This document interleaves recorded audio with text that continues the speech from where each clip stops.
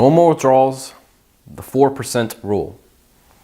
So if you're taking your money out a la carte, piece by piece, periodically, how much can you afford to take out per year, per month, without having to worry about running out of money?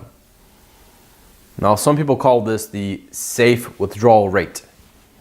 That means how much can I take out and still be okay, no matter what the market conditions are. No matter if the market's doing amazing or if it's just booming and tanking. What's the safe withdrawal rate? Now, multiple studies going back to before the Great Depression have confirmed that the safe withdrawal rate is in fact 4%. Now, this is important. So it's not just 4%.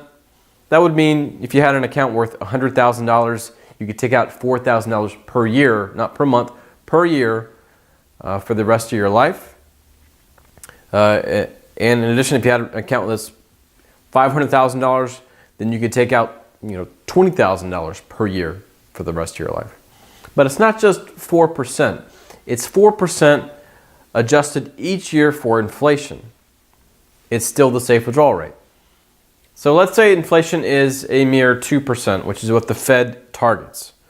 So if the Fed targets a 2% rate of inflation, and if we actually have a 2% rate of inflation, and you're taking out 4% in year one, and then increase that 4% by 2%. So if it's $4,000, you increase it by 2% each year.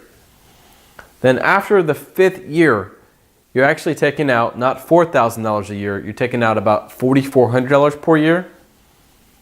And after the 20th year, that number jumped from $4,000 to about $5,900. In year 30, it jumps to about $7,200. So the safe withdrawal rate actually has inflation adjustment built into it, and it still works out. Now, in the text, I described something called sequence of return risk. And sequence of return risk just basically says that if you have a recession right before or right after you retire, pretty much anywhere near your retirement, then that's kind of a worst case scenario for taking your money out.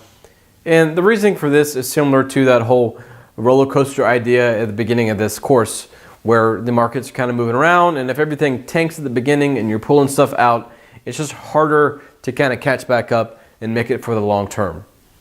But a 4% rate of withdrawal plus annual inflation adjustment increases actually makes it through all these negative sequence of return risks, even dating back to, again, the Great Depression, and including the 2008 financial crisis.